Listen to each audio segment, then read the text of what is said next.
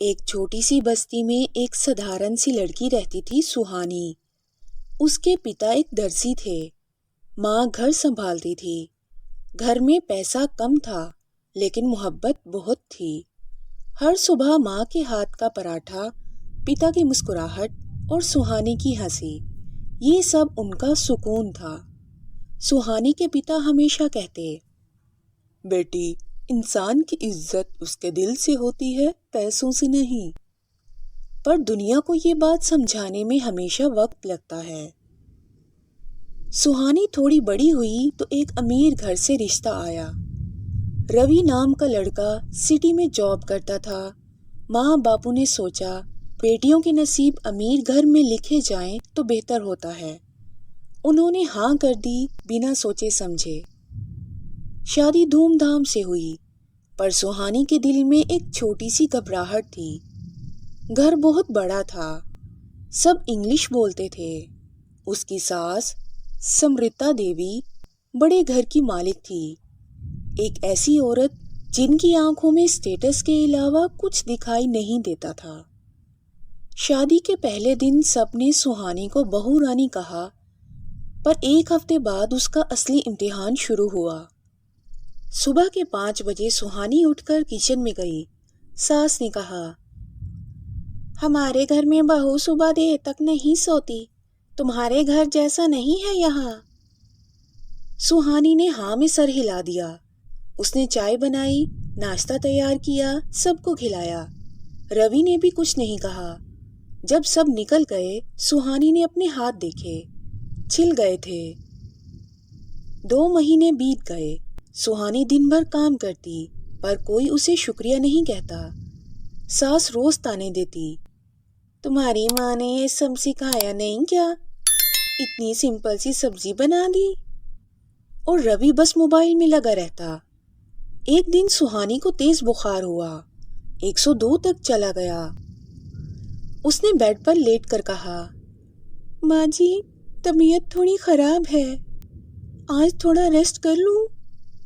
समृता ने ठंडी नजर से देखा, यहाँ हर कोई काम करता है, ये होटल नहीं है, उठ जाओ, वरना खाना कौन बनाएगा? सुहानी ने आंखों में आंसू भरकर उठकर चूल्हा जलाया। उसके हाथ कांप रहे थे, आंखें धुंधली थी। घर में सबने खाना खा लिया, पर उसने खुद कुछ नहीं खाया। रवि ने भी कुछ नहीं पूछा, उसने बस कहा, माँ को छोटी बातें बड़ा करने की आदत है, तुम इग्नोर करो। पर सुहानी के दिल में एक आवाज थी, क्या यही होता है ससुराल, जहाँ अपने होने का सबूत रोज देना पड़ता है? अगले हफ्ते सुहानी को माँ के घर से फोन आया, बेटा कुछ दिन के लिए आ जाओ, तेरी माँ की तबीयत थोड़ी खराब है। सुहानी ने परमिशन मांगी। सास ने नाक चिढ़ाकर कहा, जा सकती हो, पर 1 हफ्ते में वापिस आ जाना। हमारे घर के काम यहाँ रुकने नहीं चाहिए। सुहानी चली गई अपने मायके। जैसे ही उसने पुराने छोटे से घर में कदम रखा, माँ ने उसे गले लगा लिया। अरे मेरी बेटी कितनी कमजोर हो गई है। पिता ने कहा, बेटा, तू तो पहले कितनी हंसती थी, अब तो तू चुपचाप सी रहती है। सुहानी टूट गई। माँ के कंधे पर सर रखकर रो पड़ी। माँ, ससुराल में सब खुश हैं, पर मुझे लगता है मैं सिर्फ एक नौकरानी हूँ। माँ ने उसके आंसू पोंछे। बेटी, बेटियाँ पराई नहीं होती। अगर दुनिया तुझे समझ नहीं रही तो अपने घर आ जा, यहाँ हम समझेंगे। उस घर में न ताने थे न शिकायतें। सुहानी सुबह उठकर माँ के साथ चाय बनाती, पिता के कपड़े प्रेस करती और शाम को टेरेस पर बैठकर हवा लेती। उसके चेहरे पर सुकून वापस आना शुरू हो गया था। माँ ने कहा, बेटी तुझे ज्यादा सहना नहीं चाहिए। अगर कोई तुझे इज्जत नहीं दे रहा तो उस जगह रहने की मजबूरी क्यों? सुहानी बस मुस्कुराई। माँ, मैं वापस जाऊंगी, पर इस बार खुद के लिए नहीं, अपनी इज्जत के लिए। 1 हफ्ते बाद सुहानी वापस गई। रवि ने कहा, तुम्हें वहाँ अच्छा लगता है ना? यहाँ तो तुम्हारा मन ही नहीं लगता। सुहानी चुप रही। सास ने तुरंत ताना मारा। देखा, मायके में रहकर आई तो और बिगड़ गई है। अब घर का काम भी धीरे करती है। सुहानी ने मन में सोचा, क्या मैं गलत जगह पैदा हुई थी? उस रात रवि और सुहानी के बीच झगड़ा हुआ। रवि ने कहा, तुम्हारा प्रॉब्लम यही है, तुम कभी एडजस्ट नहीं कर सकती। सुहानी ने जवाब दिया, एडजस्टमेंट और अत्याचार में फर्क होता है रवि। वो पल रवि के लिए नया था। पहली बार सुहानी ने अपनी आवाज उठाई थी। वो गुस्से में चिल्लाया और कमरे से निकल गया। सुहानी रात भर रोती रही। सुबह जब उठी तो घर में सब चीजें उलट पुलट थी। लॉकर खुला हुआ, ज्वेलरी गायब। सास चिल्लाई, चोर, ये लड़की चोर है, इसने घर का सब सामान ले लिया। सुहानी समझ ही नहीं पाई क्या हो रहा है। पुलिस बुलाई गई। रवि ने कुछ नहीं कहा। पुलिस ने सुहानी से पूछा, तुम्हारा मायके का एड्रेस क्या है? सुहानी के हाथ कांप रहे थे। मैं चोर नहीं हूं। उस रात वो पुलिस स्टेशन में थी। माँ को फोन गया। पिता भागकर आए। माँ ने रोकर कहा, मेरी बेटी ऐसा कभी नहीं कर सकती। रवि घर गया और उसने सीसीटीवी देखा। रोहित, उसका छोटा भाई, फुटेज में था। वो दरवाजा तोड़कर लॉकर खोल रहा था। रवि के पैरों के नीचे से जमीन निकल गई। उसने पुलिस स्टेशन जाकर सच बताया।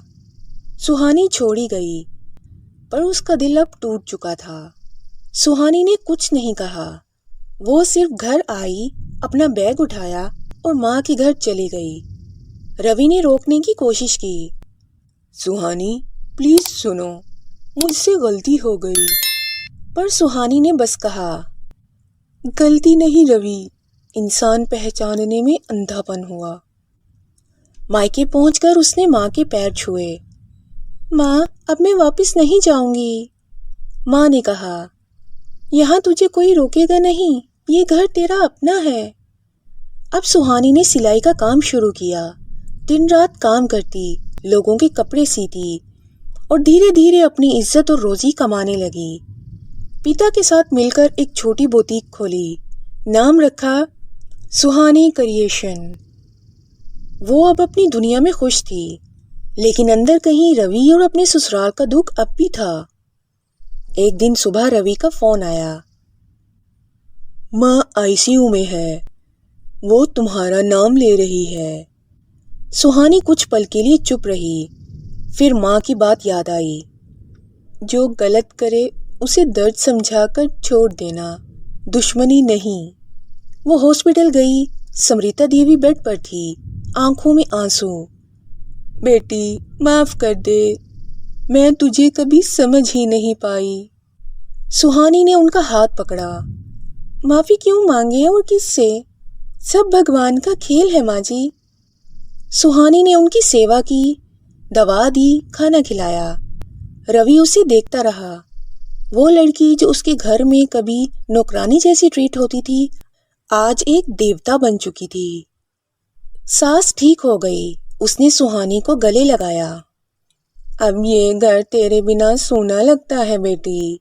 सुहानी मुस्कुराई। घर तभी घर बनता है जब दिलों में जगह हो माँ जी।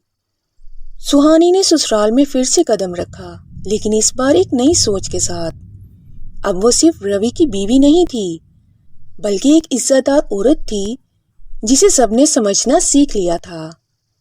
रवि ने बुटीक में इन्वेस्टमेंट करने की ऑफर की, पर सुहानी ने मना कर दिया।